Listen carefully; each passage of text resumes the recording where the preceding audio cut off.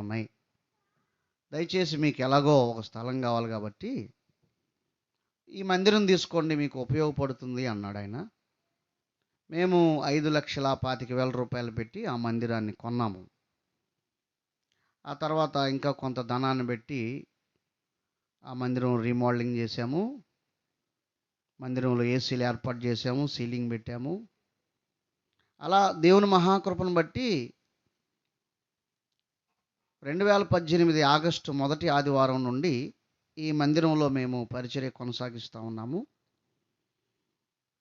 చాలా వటుకు నేనెవరో తెలియదు. ఈ ఈ ఈ బజారు ఆ బజారు తప్ప చాలా వటుకు తెలియదు. అయితే పరిచర్య కొనసాగిస్తూ ఉన్నప్పుడు ఈ ఈ వీధిలో నుంచే కొంతమంది మందిరానికి అలవాటు అవుతూ వచ్చారు. మొట్టమొదట తల్లిగారు, నేను మేరీ అని పిలుచుకుంటాను ఆమెను, మేరీ తల్లిగారు మందిరానికి వచ్చారు. ఆవిడ నేనే ఉండేవాళ్ళం. ఆయాసంతోనే తమిళ్లో పాట పాడుతూ ఉండేది. అలా పరిచర్య కొనసాగిస్తూ ఉన్నాం. ప్రకాశం కాలనీ అయితే రూమ్ ఉండేది సంఘానికి, అది అలా కొనసాగిస్తూ ఉన్నాం. ఇక్కడ అక్కడ పరిచర్య జరిగిస్తూ ఉన్నాం.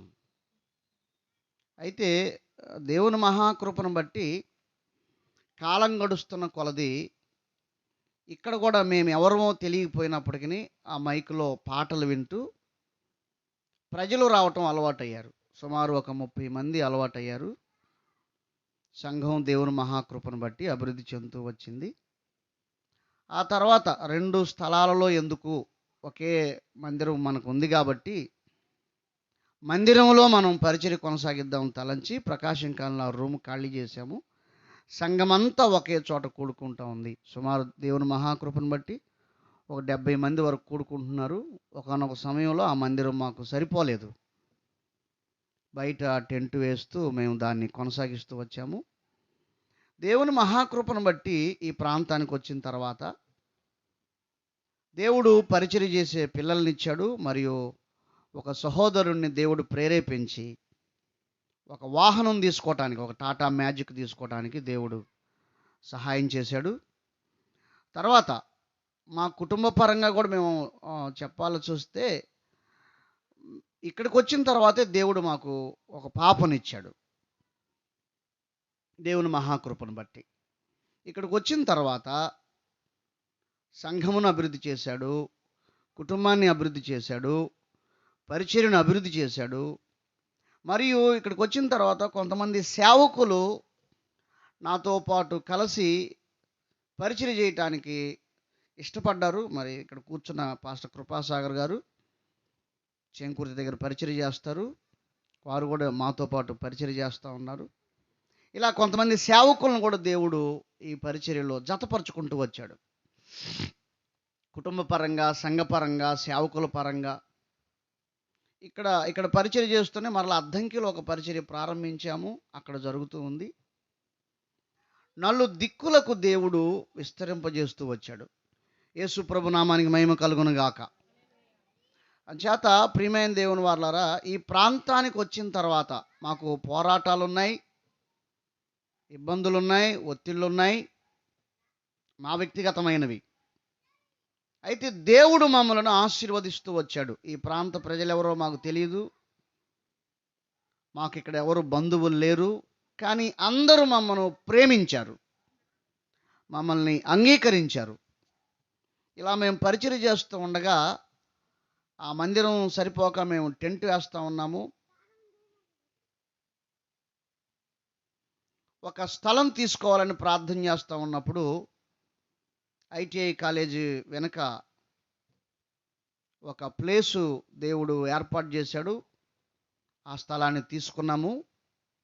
దేవుని మహాకృపను బట్టి ఒక పెద్ద మందిరాన్ని నిర్మించాలని మేము తలస్తూ ఉన్నాం. దేవునికి స్తోత్రం, హల్లెలూయా. నిజంగా ఇదంతా దేవుని మహాకృప.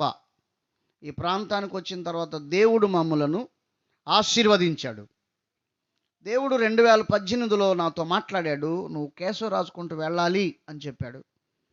అసలు ఈ ప్రాంతానికి మేము రాకముందు కొన్ని సంవత్సరాల క్రితం ఒక దేవునితో సంబంధం కలిగిన ఒక తల్లి, మేము అప్పుడు బలరాం కాలనీలో భగవాన్ దాస్ గారి హాస్టల్లో ఉండేవాళ్ళం పెళ్ళైన కొత్తలో. అక్కడ ఒక తల్లిగారు ఈ విధంగా ప్రవచించారు, మీరు ఇటువైపుగా వెళ్ళి పరిచర్య చేయబోతున్నారు రాబో దినాల్లో, అక్కడ పంట రాలిపోతుంది అని ఒక తల్లిగారు ఆ హాస్టల్లో వంట చేస్తూ ఉండే ఆమె మాకు ప్రవచనం చెప్పింది. అయితే నా మనసంతా ప్రకాశం కాలనీ, సత్యనారాయణపురం, ఎంచేతనంటే ఆ గుంటూరు రోడ్లోకి వెళితే చర్చిలు లేవు, సంఘాలు లేవు, అందరూ అన్యులే, రక్షణ లేని విస్తారమైన జనం అక్కడ ఉన్నారు. నా మనసంతా ఆ ప్రాంతం మీద ఉండేది. అప్పుడే కదండి, ఇప్పుడు కూడా నా మనసు అక్కడే ఉంటుంది, చచ్చిపోయిందాక ఉంటుంది, ఆ ప్రాంతం మీద, ఆ ప్రజల మీద. నా మనసంతా అటు ఉండటం వలన నేను ఆ తల్లిగారు చెప్పిన ప్రవచనాన్ని నేను ఖాతరు చేయలేదు, లెక్క చేయలేదు. ఎంత కష్టతరంగానైనా సరే అటువైపే వెళ్ళాలి అని ఒక రూమ్ ఖాళీ చేసి మరొక రూమ్ అవతలే తీసుకునేవాడిని, మరొక రూమ్ అవతలే తీసుకునేవాడిని. అలాగా సత్యనారాయణపురము అన్యులలోకి వెళ్ళిపోయాను. ఒక విగ్రహారాధన టెంపుల్ ఉండేది, ఆ టెంపుల్కి ఎదురుగా రూమ్ తీసుకున్నా. ఎదురుగా మేము ఫ్యామిలీ ఉన్నాం, వెనక రూమ్ తీసుకొని పరిచర్య ప్రారంభించాం. అంటే అన్యులైన వారు ఎలాగైనా సరే రక్షించబడాలి అన్న భారం నా హృదయంలో అధికంగా ఉండేది. అందుచేత అటువైపుగా ప్రయాణం చేశాం. కానీ మరి ఆశ్చర్యరీతిగా అనుకోకుండా మాకు స్థలం ఇచ్చిన వాళ్ళు ఖాళీ చేయించటం, అనుకోకుండా ఇక్కడ మందిరాన్ని తీసుకోవటం, ఇదంతా నిజంగా ఆ సహోదరి ద్వారా దేవుడు మాట్లాడిన ప్రవచనం అద్భుతమైన నెరవేర్పు. యేసు ప్రభు నామానికి సమస్త మహిమ కలుగును గాక. నిజంగా ప్రియమైన దేవుని వారలారా, దేవుడు నాతో స్పష్టంగా మాట్లాడాడు 2018లో. ఆ 2018లో మే నెలలో కనిగిరిలో మీటింగ్స్ ఉంటే వాకింగ్ చెప్పడానికి వెళుతున్నాను. మర్రిచెట్లపాలెం దగ్గర నాకు యాక్సిడెంట్ అయింది. నాతో పాటు ఓ తండ్రి గారు ఉన్నారు, ఈ వీధిలోనే ఉంటారు, ఆయన కూడా దెబ్బలు తగిలాయి. ఆ తర్వాత నాకు ఆపరేషన్ జరిగింది, చిటికెన వేలు ఇరిగిపోయింది, కుడి కాలు యొక్క గిలక పగిలిపోయింది. దేవుని మహాకృపను బట్టి దేవుడు ప్రాణం కాపాడాడు. అప్పుడు నేను బెడ్లో ఉన్నప్పుడు దేవుడు నాతో చెప్పాడు, నువ్వు కేసు రాసుకుంటూ వెళ్ళాలి, ఆ ప్రాంతంలో నశించిపోతున్న ప్రజలున్నారు, నీకు అక్కడ ప్రజలను నేను అప్పగిస్తాను, అక్కడ నేను నిన్ను స్థిరపరుస్తాను, సంతానపరంగా కూడా నీవు దీవించబడతావు. మేము చాలా సంవత్సరాల నుంచి గుంటూరు రోడ్లో స్థలం కావాలి, గుంటూరు రోడ్లో స్థలం కావాలని ప్రార్థన చేస్తూ ఉన్నాం. ప్రకాశం కాలంలో ఉన్నప్పుడు ఖచ్చితంగా దేవుడు గుంటూరు రోడ్లోకి తీసుకొచ్చాడు. దేవుడు చెప్పిన తర్వాత ఆయన మాటకు నేను వెంటనే లోబడ్డాను. నా యాక్సిడెంట్ అయిన గాయాలు కూడా తగ్గిపోలేదు. మేము ఇల్లు ఖాళీ చేసి ఇక్కడికి వచ్చేసాం. కొన్ని సంవత్సరాల పాటు ఇక్కడ ఉన్న ఇంట్లోనే ఉన్నాము. ఇది కొంచెం అనుకూలించక కొంచెం చర్చికి దగ్గరికి మేము వెళ్ళాము. దేవుని స్తోత్రం, హల్లెలూయా. అందుచేత ప్రియమైన దేవుని వారలారా, మాకు ప్రాంతీయ భేదము, కుల భేదము మరియు వీధి భేదము ఏదియూ లేదు. విశాలమైన హృదయంతో దేవుని సేవకునిగా నేను అందరినీ ప్రేమిస్తున్నాను, అందరి కొరకు ప్రార్థిస్తాను, అందరినీ చేర్చుకుంటాను మరియు అందరి ఇంట్లో ఒక్కడిగా ఉంటాను. దేవునికి స్తోత్రం, హల్లెలూయా. అంచేత ఎందుకు ఈ మాటలు చెప్తున్నా అంటే, దేవుడు ఆ ప్రజల యొద్దకు వెళ్ళమని చెప్పాడు. కాబట్టి ప్రతి ఇంట్లో నేను ఉన్నాను, ఇక్కడే ఉంటున్నాను. దయచేసి జ్ఞాపకం పెట్టుకోండి, మీకు ఏ సమస్య ఉన్నా, ఏ వ్యాధి అయినా, ఏ బాధ అయినా, ఏ ఆర్థిక సమస్య అయినా మీరు మా దగ్గరికి రావచ్చు. మేము మీకోసం ప్రార్థన చేస్తాం. మరియు శనివారం రాత్రి ఉపవాస ప్రార్థన ఉంటుంది, ప్రతి నెలాఖరు రోజు ఆల్ నైట్ ప్రేయర్ ఉంటుంది, ప్రతి ఆదివారం ప్రార్థన ఉంటుంది. మీరు ఖచ్చితంగా పాల్గొనవచ్చు. మీ ఇంట్లో వాడిగా నన్ను మీరు ప్రేమించవచ్చు, ఒక సొంత సహోదరునిగా నన్ను అంగీకరించవచ్చు. నేను మిమ్మల్ని అందరినీ మా కుటుంబ సభ్యులుగా, నా సొంత కుటుంబ సభ్యులుగా భావిస్తున్నాను. దేవునికి మహిమ కలుగును గాక. మంచిది, బైబిల్లో ఒక మాటను చదువుకుందాం.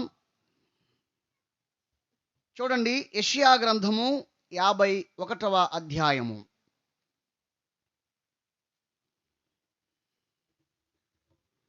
యెషయా గ్రంథము 51వ అధ్యాయము 1-2 వాక్యాలు. నీతిని అనుసరించుచు యెహోవాను వెదకుచు ఉండువారులారా, నా మాట వినుడి. మీరు ఏ బండ నుండి చెక్కబడితిరో దాని ఆలోచించుడి. మీరు ఏ గుంట నుండి త్రవ్వబడితిరో దాని ఆలోచించుడి. మీ తండ్రి అయిన అబ్రహాము సంగతి ఆలోచించుడి. మిమ్మును కనిన శారాను ఆలోచించుడి. అతడు ఒంటరి ఉండగా నేను అతన్ని పిలిచి తిని అతనిని ఆశీర్వదించి అతనిని పెక్కుమంది ఎగునట్లు చేసి తిని. చాలు, చిన్న ప్రార్థన చేద్దాం. ప్రభువా, వాక్యం ద్వారా మాతో మాట్లాడి బలపరచండి. మీకే వందనాలు, స్తోత్రాలు చెల్లిస్తూ యేసు నామములో ప్రార్థన చేస్తున్నాము తండ్రి, ఆమేన్. మంచిది. ఈ మాటలు మనం ఆలోచన చేస్తే, మీరు ఏ గుంట నుండి ఏ బండ నుండి చెక్కబడితిరో దాన్ని ఆలోచించుడి. మీరు ఏ గుంట నుండి త్రవ్వబడితిరో ఆలోచించుడి. ఇక్కడ ఒక వ్యక్తిని, ఇద్దరు వ్యక్తులను గురించి ఆలోచించమని దేవుడు అంటున్నాడు. మొదటి వ్యక్తి అబ్రహాము, రెండో వ్యక్తి శారా. ఇదిగో ఈ కుటుంబాన్ని గురించి ఆలోచించుడి. బైబిల్ అంటే నీతిమంతులను జ్ఞాపకం చేసుకున్నట్టు ఆశీర్వాదకరం. అబ్రహామును మనం జ్ఞాపకం అబ్రహాము గారిని మనం జ్ఞాపకం చేసుకోవటం, మరియు శారా గారిని మనం జ్ఞాపకం చేసుకోవటం మనకి నిజంగా ఆస్వాదం. ఎందుకంటే అబ్రహాము దేనిని అతను నీతిగా కాబట్టి అతను నీతితో జ్ఞాపకం చేసుకున్న ఆశీర్వాదము మంచిది. అబ్రహాము గారి గురించి కొన్ని మాటలు మనం ధ్యానం చేద్దాం. అబ్రహాము అనే ఈ వ్యక్తి, ప్రియులారా, అబ్రహాము అనే వ్యక్తి ఒక కల్దీయుడు. అంటే అన్యులో ఆయన పిలువబడిన వారు అనేకులు, ఏర్పరచబడిన వారు కొందరే. దేవుడు అబ్రహామును పిలిచి ఏర్పాటు చేసుకున్నాడు తండ్రిగా ఉండటానికి, జనములకు తండ్రిగా ఉండటానికి ఏర్పాటు చేసుకున్నాడు. చూద్దాం అపోస్తల కార్యముల గ్రంథము,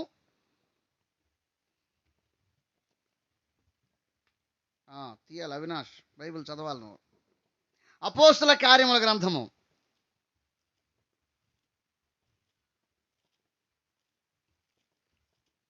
7వ అధ్యాయము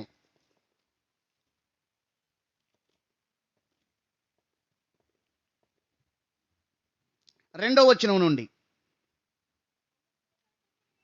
అందుకు స్తెఫను చెప్పునదేమనగా, సహోదరులారా, తండ్రులారా, వినుడి.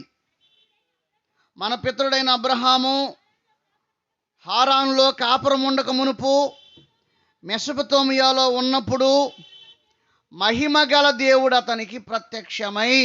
చాలు, చూడండి, ఇక్కడ దేవుడు అబ్రహాము గారిని దర్శించాడు. జాగ్రత్తగా మాటలు గమనిస్తే, అబ్రహాము అనే వ్యక్తి దేవుని కొరకు ఒక నిరీక్షణ గలవాడుగా ఉన్నాడు. ఎందుచేతనంటే ఆయన ఒక విగ్రహారాధికుడు. ఆయన సేవించే దేవుళ్ళు కానీ దేవతలు కానీ ఆయనతో ఎన్నడూ మాట్లాడలేదు. అయితే అబ్రహాం అనే వ్యక్తి మాట్లాడే దేవుడు కావాలి అని వెతుకుతున్నాడు.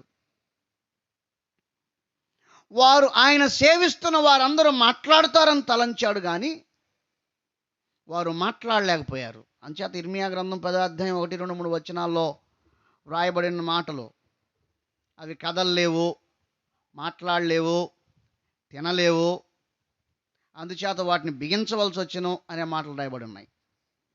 కాబట్టి అబ్రహాము గారికి ఏం కావాలంటే మాట్లాడే దేవుడు కావాలి.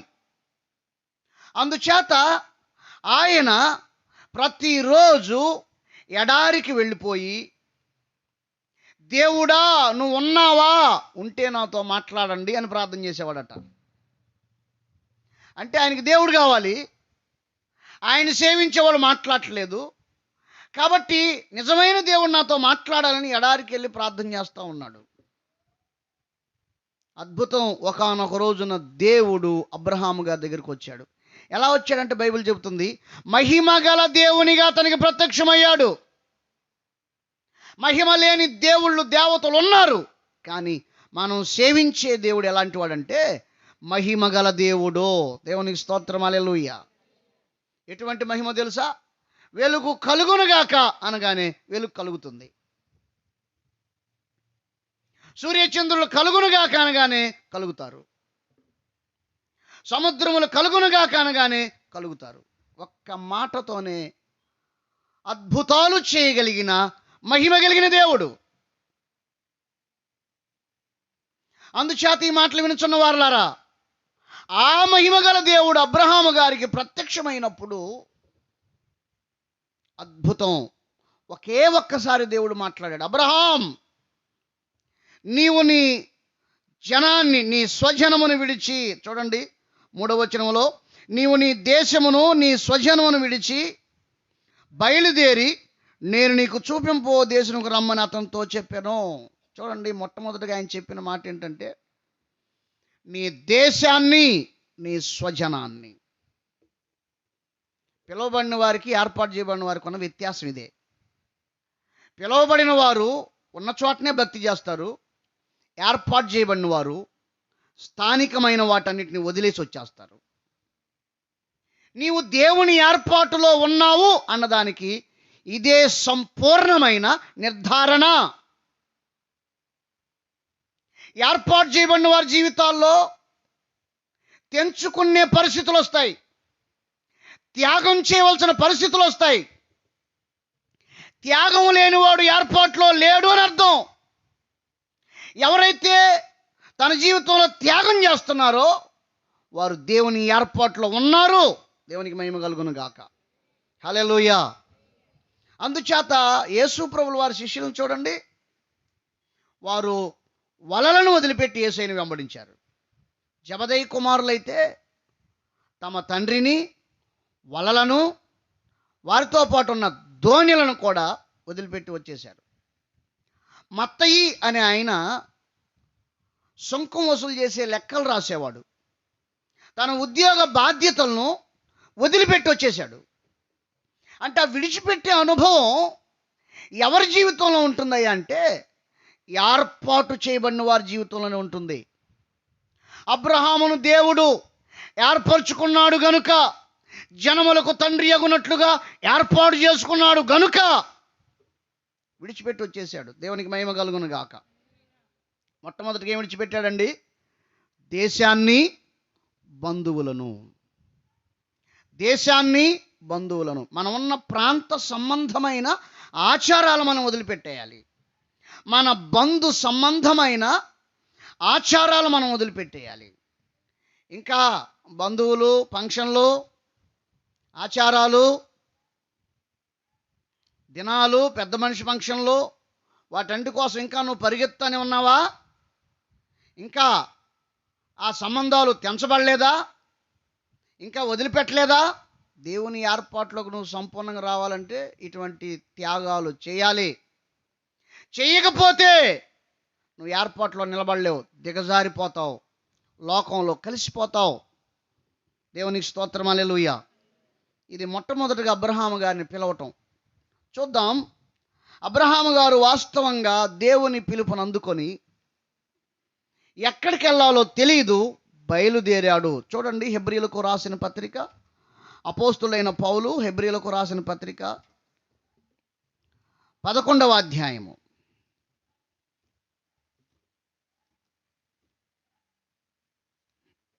8వ వాక్యం చదువుదాం. అబ్రహాము పిలువబడినప్పుడు విశ్వాసమును బట్టి ఆ పిలుపునకు లోబడి తాను స్వాస్థ్యముగా పొందనయ్యున్న ఆ ప్రదేశమునకు బయలు వెళ్ళెను. ఆ మాట అండర్లైన్ చేసుకోండి. మరియు ఎక్కడికి వెళ్ళవలనో ఎరుగకయే బయలు వెళ్ళను. చూసారా, దేవుని పిలుపుకి ఎంత సంపూర్ణ విధేయతను చూపించాడో. ఒక్కసారి దేవుడు ప్రత్యక్షమై మాట్లాడాడండి, ఎక్కడికి వెళ్ళాలో తెలీదు, బయలుదేరాడు. దేవునికి స్తోత్రం, హల్లెలూయా. ఇది నిజంగా అద్భుతం, నిజంగా అద్భుతం. నా 10 సంవత్సరాల వయసులో చిన్న పిల్లవాడిని, సండే స్కూల్కి వెళ్ళేవాడిని, డ్రాయర్లు వేసుకొని తిరిగేవాడిని. నాకు దర్శనం వచ్చింది, ఆకాశం తెరవబడింది. నేను పడుకొని నిద్రపోతున్నాను, ఆకాశం తెరవబడింది. ఆకాశంలో నుంచి తెల్లని వస్త్రాలు ధరించుకున్న ఒక ఆయన వచ్చాడు. ఆయన చెప్పాడు, మనం పెళ్ళికి వెళుతున్నాము, ఇదిగో నీ పేరు రాస్తూ ఉన్నానని కొంచెం తీసుకొని ఒక తెల్లటి పేపర్ మీద దగదగ మెరుగుచున్న అక్షరాలతో యోహాను అని రాశాడు. 10 సంవత్సరాల వయసు, 2 years, 2 సంవత్సరాల పాటు దేవుని సేవ చేయాలనే ప్రేరణ ప్రేరణ ప్రేరణ ఆ ప్రేరేపణ తట్టుకోలేకపోయాను. అద్దంకిలో హాస్టల్లో చదువుకుంటానే మా ఇంటికి ₹1 కార్డు రాశా. అప్పుడులో ₹1 కార్డులు ఇంగ్లాండ్ కార్డులు ఉండేవి. ఇప్పుడు ఫోన్లు వచ్చినాయిగా, ఇంకేం అక్కర్లేదు. ₹1 కార్డు రాసి వచ్చేసా, ఒంగోలు వచ్చేసా.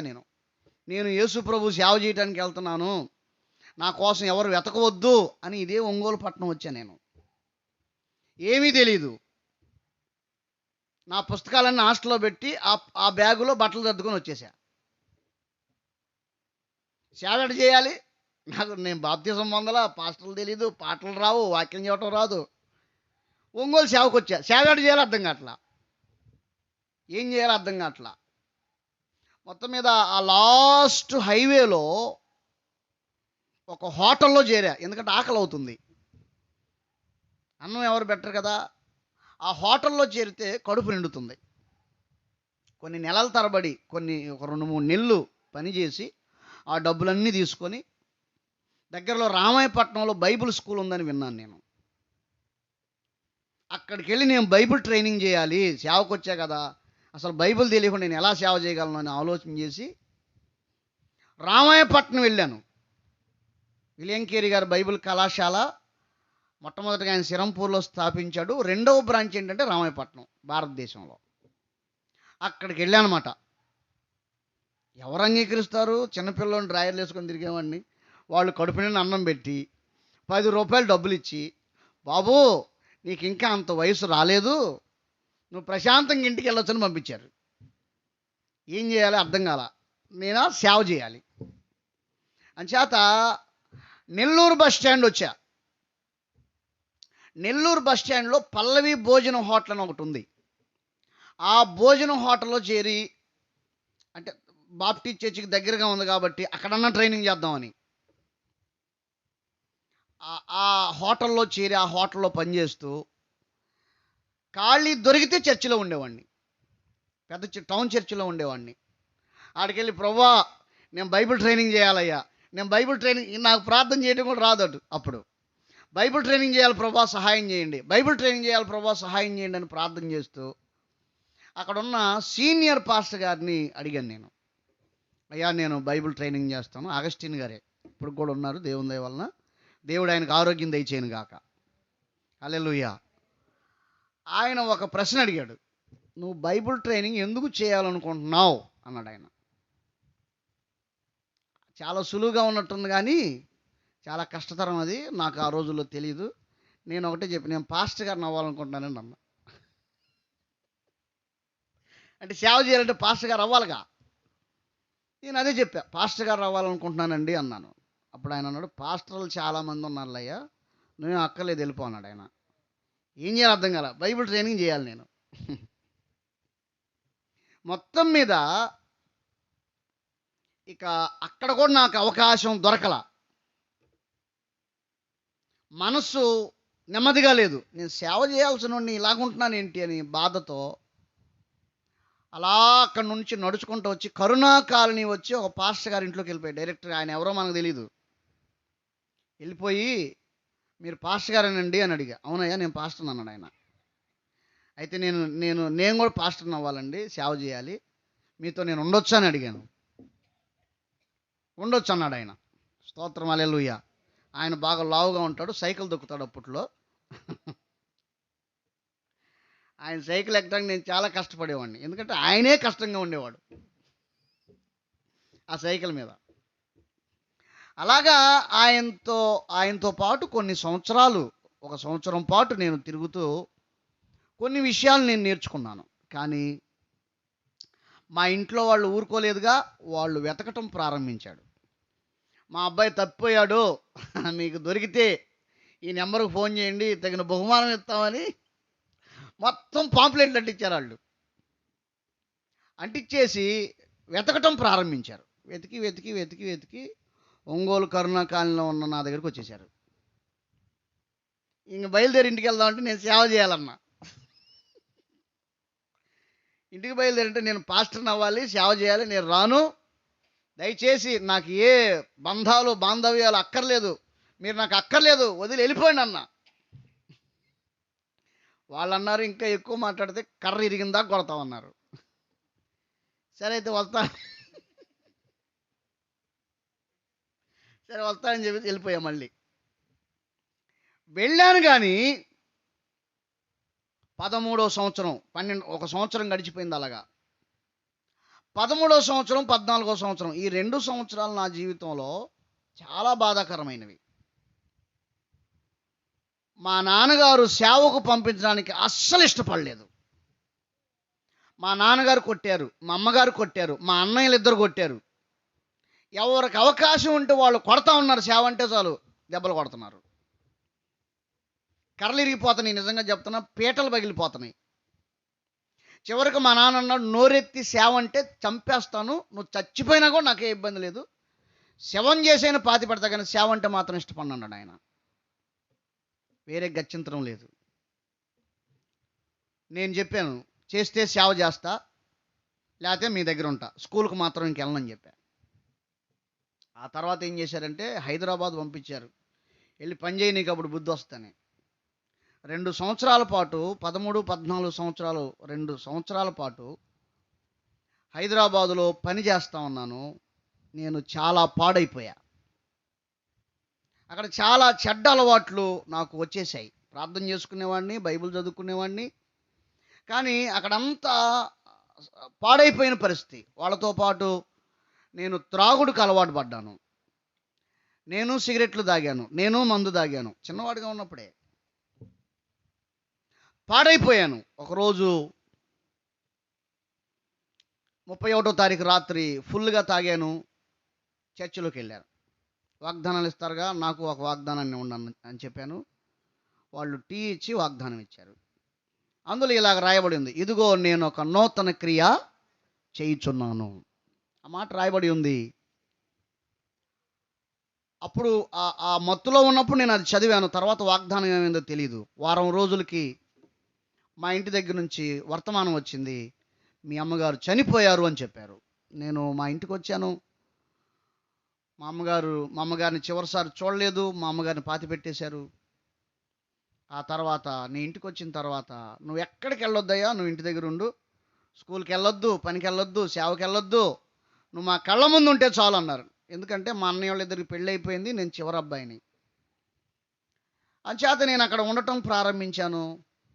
మరలా దేవుని ఆత్మ నన్ను ప్రేరేపిస్తూ ఉన్నాడు, సేవకెళ్ళాలి, సేవకెళ్ళాలి. మళ్ళా ఆ ప్రేరేపణ నేను భరించలేకపోతున్నాను.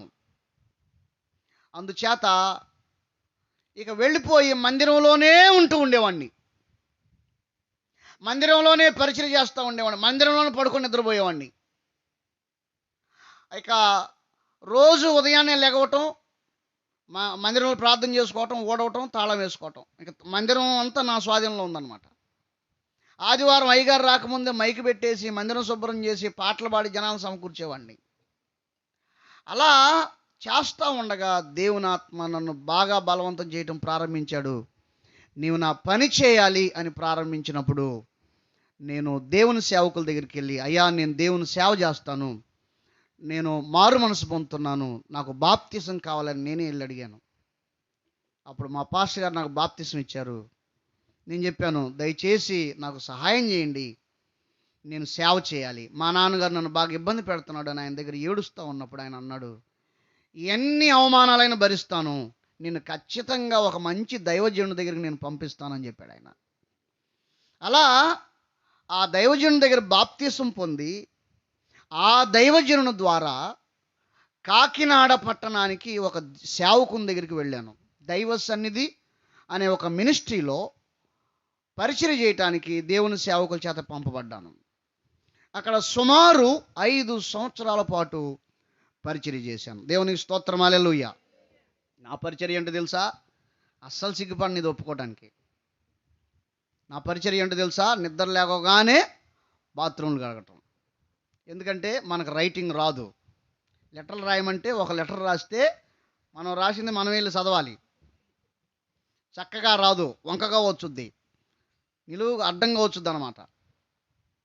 వాయిద్యాలు రావు, ఇప్పటికీ నాకు కంజర వాయించడం కూడా రాదు. పోనీ పాట పాడమంటే పాటలు రావు, రాగాలు రావు. ఏ టాలెంట్ లేని వ్యక్తిని అనమాట నేను. కానీ నేను సేవ చేయాలి. అంచేత అన్ని రకాలుగా ప్రయత్నం చేసి దానికైతే నువ్వు ఖచ్చితంగా సరిపోతావని నన్ను నెట్టేశారన్నమాట. అది ఉదయాన్నే నిద్ర లేవటం, శుభ్రంగా బాత్రూమ్లు క్లీన్ చేయటం, గ్రౌండ్ క్లీన్ చేయటం, రూములు క్లీన్ చేయటం. అది కూడా నమ్మకంగా సేవ చేశానండి. నా 14వ సంవత్సరంలో బాప్తీసం పొంది సేవకి వెళ్ళాను. ఖచ్చితంగా 17 సంవత్సరాలకి దేవుడు నన్ను సంఘ కాపరం చేశాడు. దేవునికి స్తోత్రం, హల్లెలూయా. విన్నారా ఎప్పుడైనా 17 సంవత్సరాలకి ఎవరైనా సంఘ కాపరం అవటం? 17 సంవత్సరాలకి 50 మంది సంఘానికి నేను కాపరం అయ్యాను. కట్టబడిన చర్చి నాకు ఇవ్వలేదు. 5 సండే స్కూల్ పిల్లలున్న ప్రాంతానికి నన్ను పంపిస్తే వారంలో 2-3 సార్లు ఆ సండే స్కూల్ పిల్లల దగ్గరికి వెళ్ళి, వాళ్ళ తల్లిదండ్రుల దగ్గరికి వెళ్ళి, గ్రామమంతా సువార్త చేసి, నెలకొకసారి మా పెద్దయ్య గారిని తీసుకొచ్చి అక్కడ గవర్నమెంట్ స్కూల్లో మీటింగ్ పెట్టించేవాడిని. ఆ ఊరు ప్రెసిడెంట్ గారు కూడా వచ్చే వరకు ఊరుకునేవాడు కాదు. ఆ ఊరిలో ప్రెసిడెంట్ గారు కూడా వచ్చి మా అయ్యగారు తనేవాడు, అయ్యా మీ అబ్బాయి మామూలుడు కాదండి బాబు, వస్తే కానీ ఇల్లు వదలనంటున్నాడండి, ఇంతమందిని సమకూర్చాడండి, గొప్ప సేవకుడు అవుతాడని చెప్పాడు ఆయన ప్రెసిడెంట్ గారు. నిజంగా ఆ సువార్త కూడికల ద్వారా అనేక మంది స్వస్థపరచబడి, దయ్యముల చేత విడిపించబడి, ప్రతి నెల బాప్తీసాలు పొందారు. 50 మంది సంఘం అయ్యారు. 17 సంవత్సరాల వయసుకే. ఇంకా మా అయ్యగారు ఏం చెప్పారంటే, అయ్యా అది నువ్వే కష్టపడ్డావు కాబట్టి ప్రతి ఆదివారం నైట్ వెళ్ళి అక్కడ సంఘారాధన నువ్వే నడిపించమని చెప్పాడు. వాక్యం చెప్పడం రాదు, సంఘాన్ని అప్పగించేశాడు. నిజంగా దేవుని మహాకృప అండి. అలా పరిచర్య చేస్తూ ఉన్నప్పుడు 2005 ఏప్రిల్ నెల 12వ తారీఖున 12 రోజులు ఉపవాసం ఉన్నాను. దేవుడు యెహెజ్కేలు గ్రంథంలోంచి నాతో మాట్లాడుతున్నాడు. నువ్వు మరలా ఏ ఒంగోలు పట్టణంలో నువ్వు తిరిగావో సేవని, అదే ఒంగోలు పట్టణం నువ్వు వెళ్ళు, నీకు ఒక మంచి పరిచర్యను అప్పగిస్తానని దేవుడు నాతో మాట్లాడాడు. అప్పుడు మా అయ్యగారి దగ్గరికి, మా అమ్మగారి దగ్గరికి వెళ్ళాను. అయ్యగారు, ప్రభువు నాకు ఇటువంటి దర్శనం ఇచ్చారండి, ఒంగోలు పట్టణం వెళ్ళమని చెప్తున్నారు, దయచేసి నన్ను పంపించండి అని వారితో చెప్పాను. వారు ప్రార్థన చేసి ఆశీర్వదించి పంపించారు. దేవునికి స్తోత్రం, హల్లెలూయా. నేనేం చెప్తున్నానంటే, నా సొంత ప్రాంతంలో నేను ఉండలేకపోయాను, మరియు నా బంధువులతో నేను ఉండలేకపోయాను. ఇప్పటికి కూడా నాకు బంధుప్రీతి ఉండదు. ఆయా ప్రాంతాలకు వెళ్ళినప్పుడు, అయ్యా నువ్వు మా బంధువు అయ్యా అంటారు వాళ్ళు. ఆయా ప్రాంతాల్లో మీటింగ్స్లో వాక్యం చెప్పడానికి, అయ్యా నువ్వా బాగున్నావా, అన్నవాళ్ళు బాగున్నారా? మా అమ్మగారు మా నాన్నగారు ఇద్దరు చనిపోయారు. ఏం చేస్తున్నావు, ఎక్కడ ఉంటున్నావు అంటే, మీరు ఎవరో నాకు తెలియదని అంటాను నేను. అంటే బాల్య దినాల నుండి బంధుప్రీతి అనేది లేకుండా పెరిగాను దేవుని సేవకుల మధ్య. కాబట్టి అటువంటి విషయాలు నాకు తెలియదు. నేను అటువంటి వ్యక్తుల మధ్యలో, ప్రాంతంలో, సమాజంలో, వ్యక్తిత్వాలలో మెలగలేకపోయాను. ఒక వ్యక్తి పట్ల దేవుని ఏర్పాటు ఉంటే ఆ వ్యక్తి తన ప్రాంతంలోనూ తన బంధువులతోనూ ఉండలేడు. ఉంటున్నావంటే నీ ఏర్పాటు ఎట్టంటే ఒకసారి సరి చూసుకో. దేవునికి స్తోత్రం, హల్లెలూయా. ఇది మొదటిసారి పిలుపు. రెండోసారి చూడండి, ఆదికాండము గ్రంథము 11వ అధ్యాయము. ఆదికాండము గ్రంథము 11వ అధ్యాయము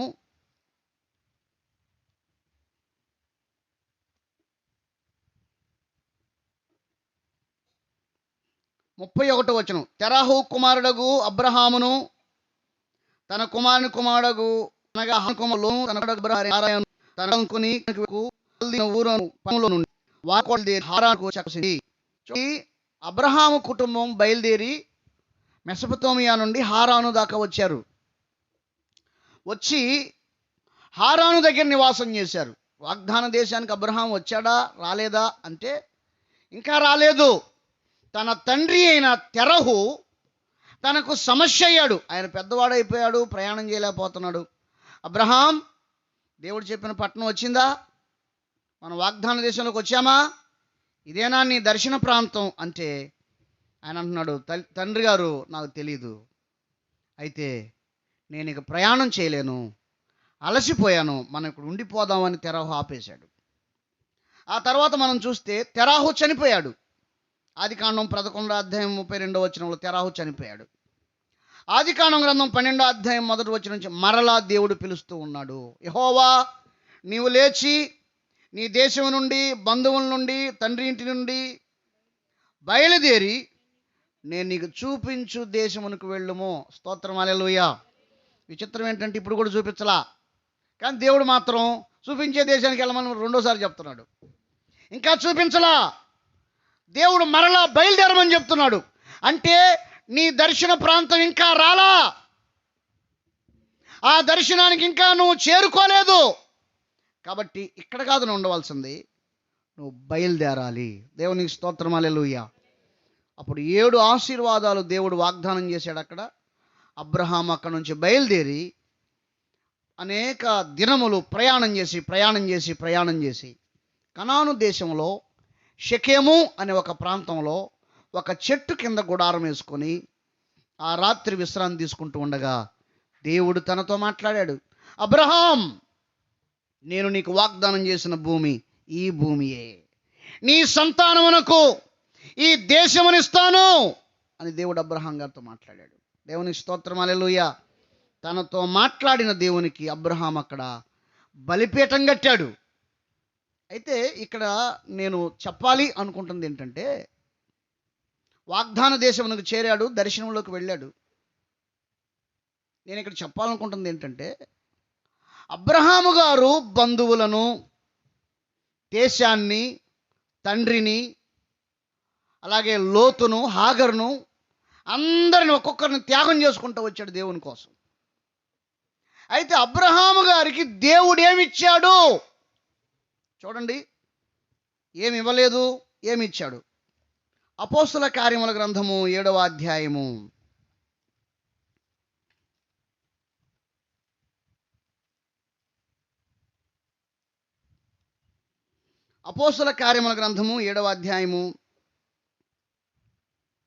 3వ వచనం, క్షమించాలి 5వ వచనం. ఆయన ఇందులో అతనికి పాదము పట్టునంత భూమినైనను స్వాస్థ్యముగా ఇయ్యక, అతనికి కుమారుడు లేనప్పుడు అతనికిని అతని తర్వాత అతని సంతానమును దీనిని స్వాధీనపరుతునని అతనికి వాగ్దానము చేసెను. స్తోత్రం, హల్లెలూయా. ఇప్పుడు అంత కష్టపడి ప్రయాణం చేస్తే అబ్రహాం గారికి ఏమి ఇచ్చాడయ్యా అంటే, బైబిల్ అంటుంది పాదము పట్టునంత భూమి కూడా ఇవ్వలేదట. మరి ఎందుకయ్యా ఇన్ని సంవత్సరాల పాటు అంతమందిని వదిలేసి ప్రయాణం చేశావు, ఇంత త్యాగం చేశావు అంటే ఆయన అంటాడు, నేను మహిమగల దేవుణ్ణి కనుగొన్నాను చాలు,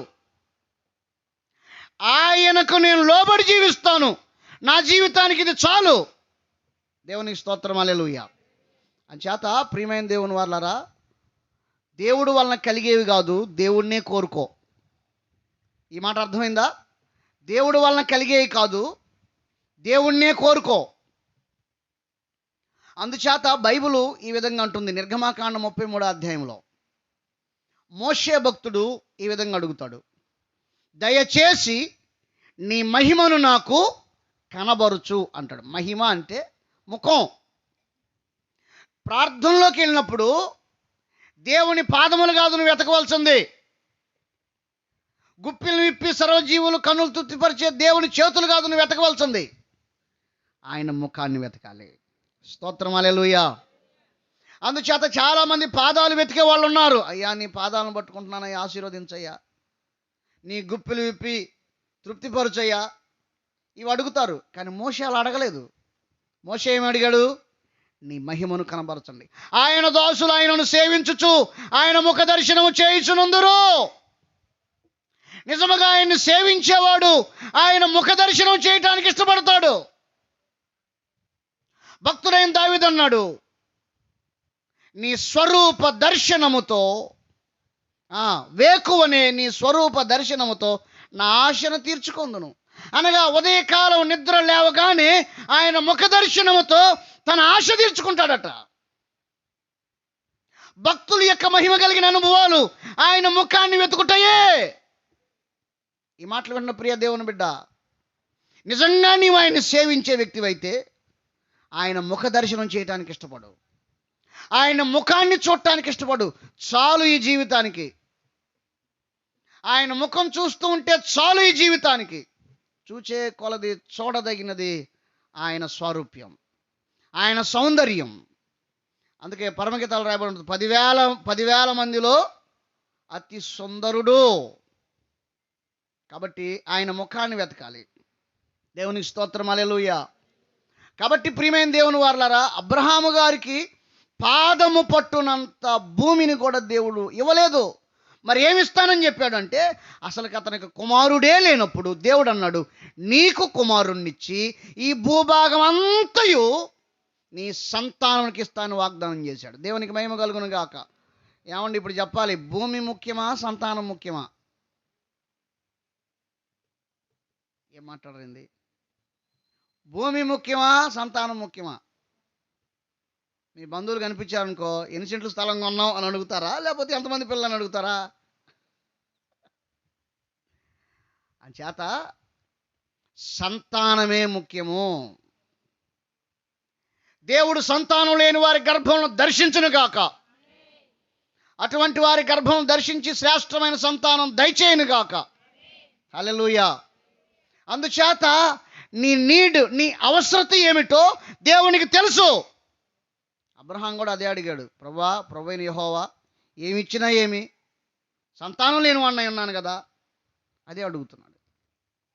ఆయన అడక్కముందే దేవుడు అన్నాడు, అబ్రహాం ఈ భూభాగంలో నీకు పాదం పట్టినంత కూడా భూమి ఉండదు, ఇదిగో నేను నీకు సంతానమునిస్తాను, అతనికి ఈ భూమిని అంతని ఇస్తానని చెప్పాడు. దేవునికి స్తోత్రం, హల్లెలూయా. కాబట్టి ఈ అవగాహన ఉన్న అబ్రహాం, ఈ దర్శనం ఉన్న అబ్రహాం, ఆత్మలో ఇటువంటి స్వాతంత్రత కలిగిన ఈ అబ్రహాం దేనికోసం పెట్టు చూడండి. హెబ్రీయుల పత్రిక 12వ అధ్యాయము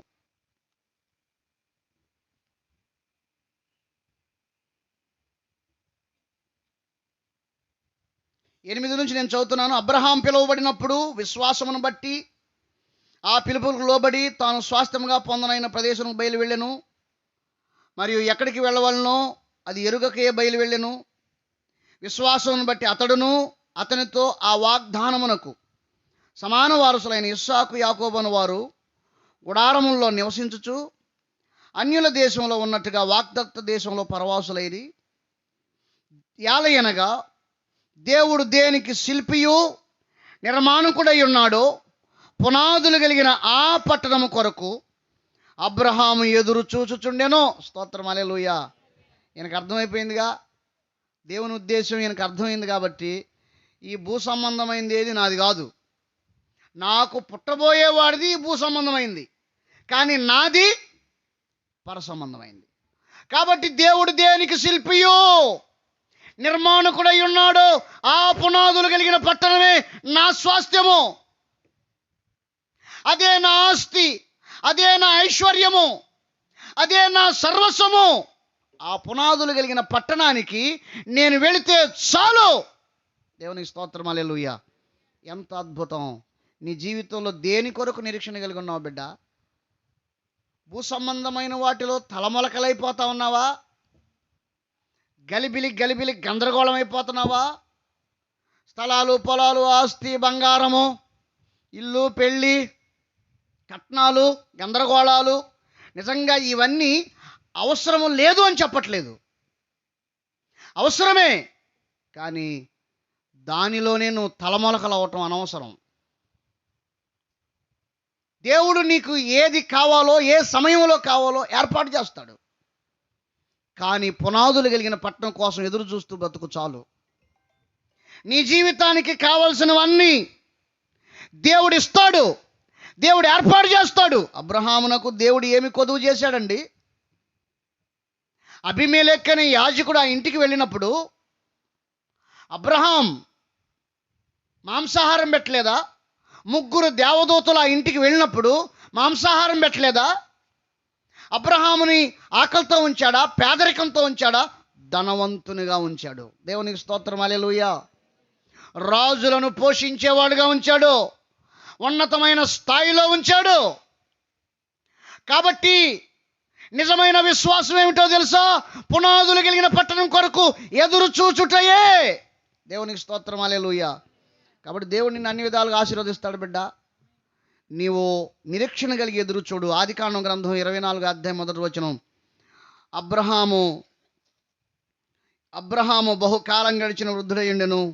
అన్ని విషయాల్లో యెహోవా అబ్రహామును ఆశీర్వదించెను. స్తోత్రం, హల్లెలూయా. దేవుడు ఏ విషయంలో కొదువు చేయలేదట, అన్ని విషయాల్లో ఆశీర్వదించాడట. 23వ అధ్యాయంలో శారా అనే ఆమె చనిపోయినప్పుడు ఆయన భూమి కోసం వెతకటం ప్రారంభించాడు. ఎందుకో? ఎవరో భూమిలో పాతి పెట్టడం కుదరదు కదా. అందుచేత తన భార్య చనిపోయినప్పుడు ఒక భూమి కొన్నాడు. ఇల్లు కట్టుకోవడానికి కాదు. దేనికోసం కొన్నాడు? సమాధి కోసం ఒక భూమి కొన్నాడు. అందులోనే శారాను పెట్టారు. ఆ గుహ, అక్కడ ఆల్రెడీ ఒక గుహ ఉంది. హేతు కుమార్ దగ్గర దాన్ని కొన్నాడు. అందులోనే అబ్రహాం గారిని చనిపోయిన తర్వాత పెట్టారు. అందులోనే ఇస్సాకును పెట్టారు. అందులోనే రెబెకాను పెట్టారు. అందులోనే యాకోబును పెట్టారు. అందులోనే లేయాను పెట్టారు. అందరూ ఒక చోటకు చేర్చబడ్డారు. దేవునికి స్తోత్రం, హల్లెలూయా. సో ఇక్కడ నేనేం చెప్తున్నానంటే, మన శరీరాలు ఒక చోటకి చేర్చబడతాయి, మరియు మన ఆత్మలు కూడా ఒక చోటకే చేర్చబడతాయి. చేర్చబడుతున్న మన జీవితంలో ఈ సమాధుల తోటలోకి నువ్వు ఒక బహుశా వెళ్ళవచ్చు. పునాదులు కలిగిన పట్టణానికి వెళతావో లేదో ఒకసారి చూసుకో. నీవింకా మారు మనసు పొందని వ్యక్తివైతే, రక్షణ పొందని వ్యక్తివైతే, పరిశుద్ధ జీవితము లేని వ్యక్తివైతే, ఒకవేళ ఈ మట్టి భూభాగంలోకి నువ్వు చేరవచ్చు. డబ్బులు కడితే అవకాశం ఇచ్చేస్తారు అక్కడ. కానీ పరలోకం వెళ్ళటానికి డబ్బులు కడితే అవకాశం ఇవ్వరు. ఏం కట్టాలి అంటే ఏం అవసరం లేదు. నీ పాపాన్ని విడిచిపెట్టి యేసయ్యను సొంత రక్షణగా నువ్వు అంగీకరించగలిగితే, మారు మనసు పొంది బాప్తిసం తీసుకొని సంఘ సహవాసంలోకి వచ్చి నమ్మకంగా నువ్వు భక్తి చేయగలిగితే పితరుల యొద్దకు చేర్చబడతాము. స్తోత్రం, హల్లెలూయా. ఎక్కడ చేర్చబడతాము? పితరుల యొద్దకు చేర్చబడతాము. మనందరికీ తెలుసు కదా, ధనవంతుడు లాజరు. ధనవంతునికి అన్నీ ఉన్నాయి, భూమి మీద కావాల్సిన అన్ని సుఖభోగాలు ఉన్నాయి, కానీ అక్కడికి వెళ్ళా. పేదవాడికి ఏమీ లేవు, కానీ ఆయన నిద్రపోగానే ఎక్కడికి వెళ్ళాడు చెప్పండి? అబ్రహాము రొమ్మున ఆనుకున్నాడు, ఒడిలో కూర్చున్నాడు. ఈ భూమి మీద ఏమీ లేకుండా ఆయన బతుకు, నీకు దండం పెడతా, కానీ పరలోకం మాత్రం పోగొట్టుకోబాక. అందుకే బైబిల్ అంటుంది, ఒకడు సర్వలోకం సంపాదించుకొని తన ప్రాణం పోగొట్టుకుంటే వానికి ఏం ప్రయోజనం? నీవు భూమి మీద అన్నీ సంపాదించుకొని పరలోక రాజ్యాన్ని కోల్పోతే నీకేం ప్రయోజనం బిడ్డ? అందుచేత ఈరోజు పేదవానిగానైనా బ్రతుకు, కానీ పరలోకం లేనివానిగా బ్రతకవద్దు. నిత్య జీవాన్ని సంపాదించుకో. మారు మనసు పొందటం ద్వారా, రక్షణ పొందటం ద్వారా, సంఘ సహవాసం చేయటం ద్వారా బిడ్డ నీవు నిత్య జీవాన్ని సంపాదించుకుంటావు. ఇంకా రక్షణ పొందని వారు ఎవరైనా ఉంటే, రక్షణ పొందాలని, సంఘ సహవాసంలో పాల్గొంటూ ప్రభు రాకడకు సిద్ధపడాలని ప్రభుపేట మనవి చేస్తున్నాను. అదిగో ప్రభువు రాకడ త్వరగా రాబోతూ ఉంది. ఆ రాకడ సూచనలన్నీ నెరవేరుతూ ఉన్నాయి. ది ఎండ్, ముగింపులో మనం ఉన్నాం. ఒక మాట చెప్పమంటారా? మనం ఉండగానే ప్రభు రాకడ రాబోతుంది. ఇప్పుడు 100 సంవత్సరాలకు వస్తుంది అనుకోకండి. మనం సజీవులంగా ఉండగానే ప్రభు త్వరలో రాబోతూ ఉన్నాడు. బైబిల్లో రాయబడి ఉంది, ఆయన గుమ్మంలో ఉన్నాడని రాయబడి ఉంది, ద్వారంలో ఉన్నాడని రాయబడి ఉన్నది. ఆయన ద్వారంలో ఉంటుండగా రావట ఆలస్యమేమి? అందుచేత ఇంకా నీవు రక్షణ పొందని వ్యక్తివైతే, మారు మనసు పొంది రక్షణ పొంది నీ జీవితాన్ని ప్రభువునకు సమర్పించుకో. ప్రభు ఈ మాటలు దీవించునుగాక. ఆమేన్. అందరూ అలా లేచి నిలబడండి, చిన్న ప్రార్థన చేద్దాం.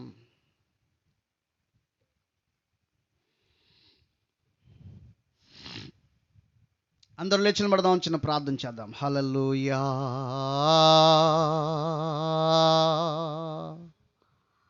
హల్లెలూయా. Thank you Jesus. హల్లెలూయా. నీవే నాకు చాలును యేసు, నీవే నాకు చాలును యేసు, నీవే నాకు చాలును యేసు, నీవే నాకు చాలును యేసు, నీవే నాకు చాలును యేసు, నీవే నాకు చాలును యేసు.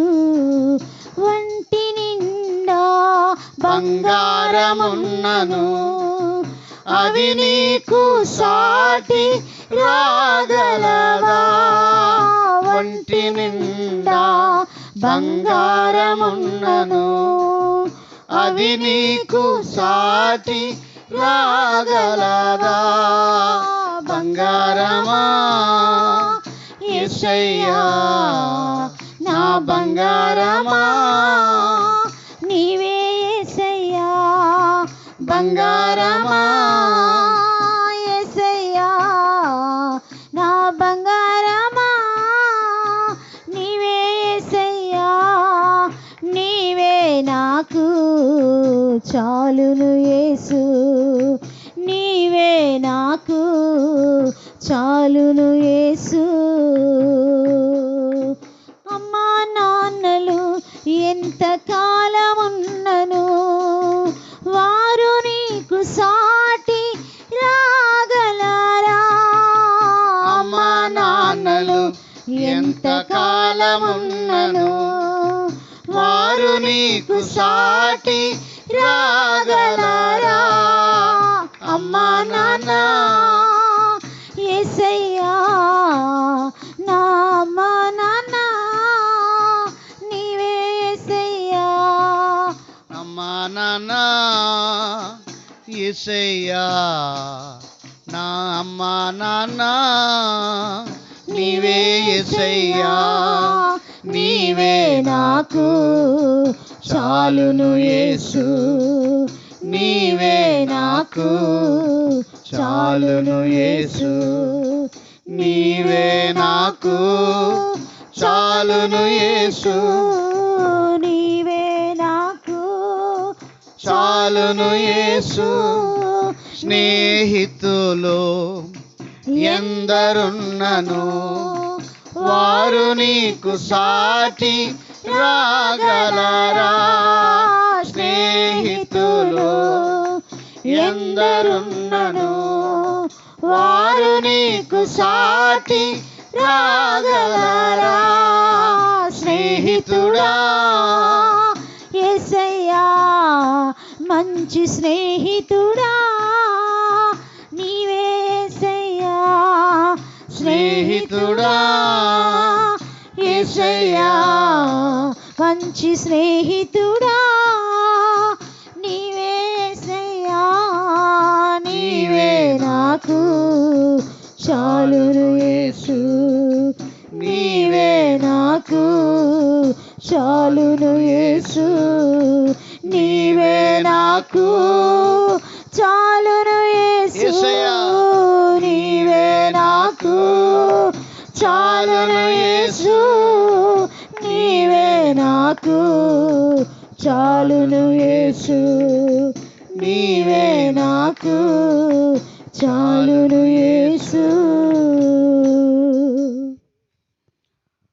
పరిశుద్ధుడైన మా తండ్రి, మా రాజా, మీకే వందనాలు, స్తుతులు, స్తోత్రాలు నాయన.